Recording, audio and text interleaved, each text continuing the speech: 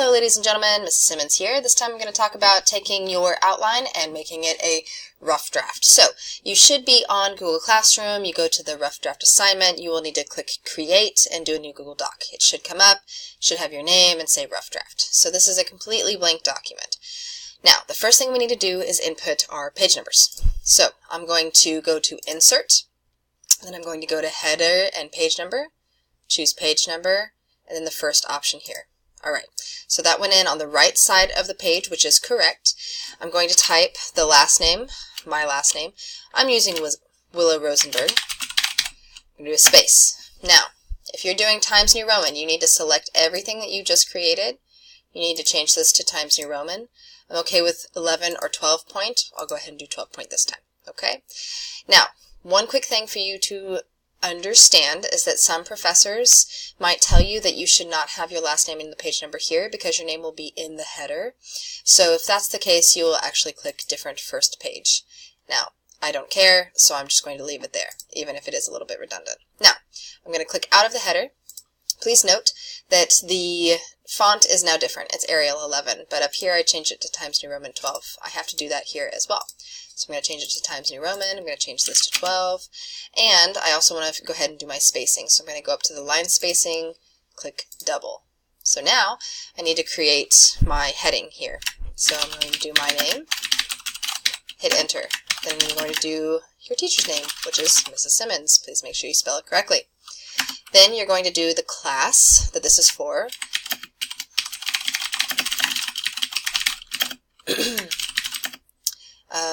We'll say block 2. Then you're going to do the day that this is due. This is due the 15th of February 2019. Please note, I have no commas in here. If I decide that I want to shorten February, that's fine. Make sure you put a period. Again, no commas. Okay? Then you're going to hit enter. You need to center it. Guys, don't kill me and do tabs. Just hit center and then type your title. The case for user-generated content is mine. Then you're going to hit enter and backspace, and now it is fully left aligned. Now, it would be really frustrating, at least in my opinion, for me to go in between on one screen my outline and my rough draft. So what I'm going to do is go to my full outline. I'm going to select it all, and I'm going to paste it in here. Now things aren't going to match, and that's okay. I can fix that. So I'm going to hit paste. Okay. Now, I know that none of these fonts match, so I'm going to go ahead and select it all. I'm going to change it to Times New Roman and 12, so it's all matching. Exactly. Okay.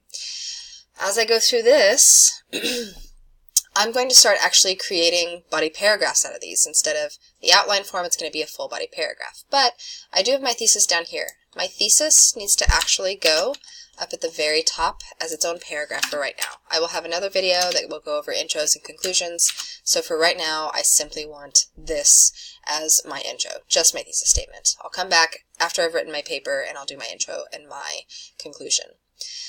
That means I can go down here, I can delete this, I can delete anything else that I wasn't actually using. Come back up here. So, I know that this is going to be my first body paragraph. I can now get rid of body paragraph 1. Now, because it's a paragraph, I need to hit tab, so that's actually starting. Now, because I did my outline the way I needed to, I have a full topic sentence already written for this paragraph. So what I can do is I can start backspacing all of this information.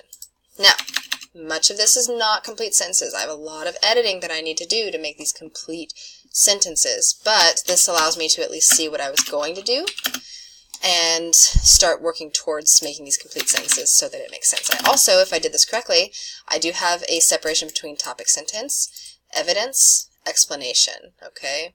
Something that may change or help me move to new evidence, and then explanation of that evidence. I know here that I needed to have a transition, so when I go to actually do this, I know I need to write a transition of some kind, okay? So, I'm just going to go through and do that for all of my body paragraphs. What it will end up looking like is this. So, a few changes on this, simply because I did this for an English 4. Date might be different, but in general, this is what it will end up looking like. I have my topic sentence. I have a claim here. Companies started out controlling the way users created information. And then I have my first piece of real evidence. There were contests for new slogans or product ideas which helped the companies promote themselves. Now look here. One thing that's really important is that I do have my citation very clearly. Then I have explanation. The editors and owners of journalistic products saw a downturn in profit, so they decided to promote their company in any way possible. This is explaining this information. I have another piece of evidence. Many newspapers and magazines moved online and began incorporating comments and tweeting to their material. Then I have my citation.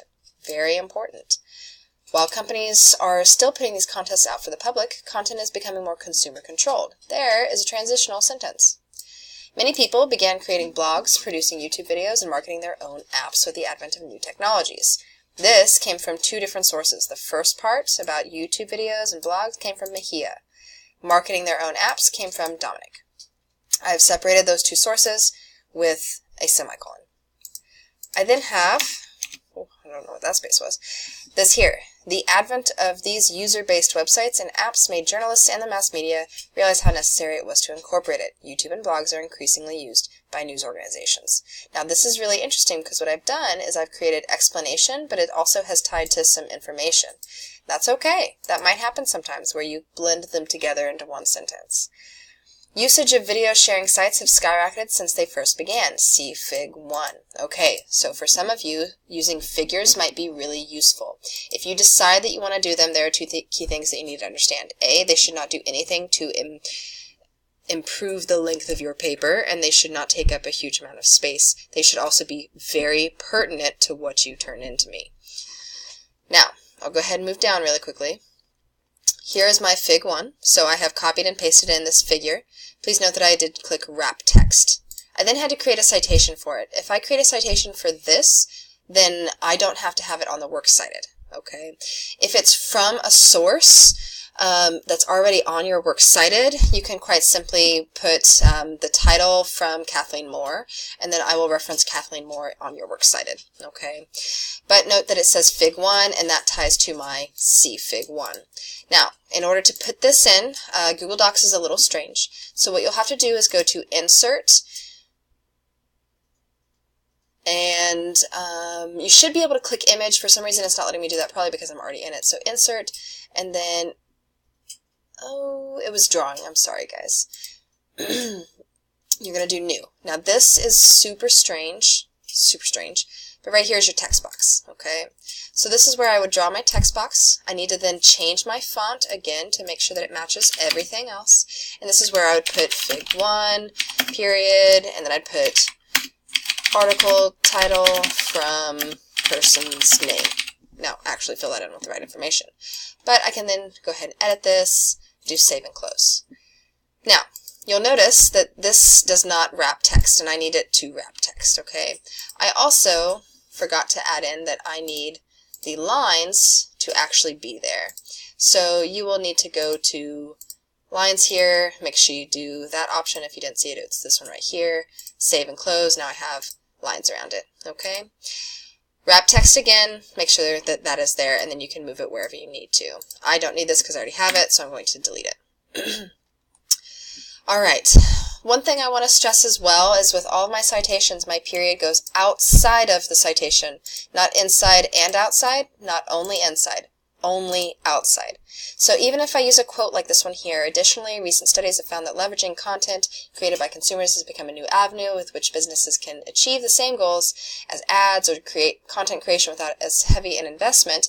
I end my quotation, I have a space, and then I have my citation. Oop, missing something there, add that in.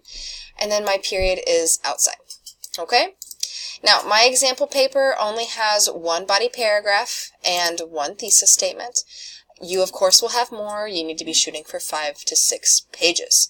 I also want to stress that you need to have a works cited page on your rough draft. So, very easy. You can just go back to your Google Drive. You can go into your classroom work or go to the assignment, copy the material from your original works cited. Now, works cited is its very own page, okay? So, You'll notice that on this Works Cited, I have made a point to have this formatted correctly.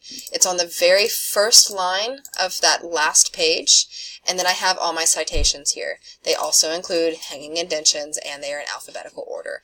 This is going to be a required element of your rough draft. Please do not forget to do this. This is the key thing that I'm looking at over that long weekend when this is turned in. I'm looking at your citations and making sure that you're doing the research correctly. I absolutely cannot do that unless you turn these materials in all on one document. So, as always, if you have questions, please send me an email. My emails are simmons1@usd259.net, or you can leave a comment on your assignment on Google Classroom. I hope you guys have a great weekend, and I will see you soon.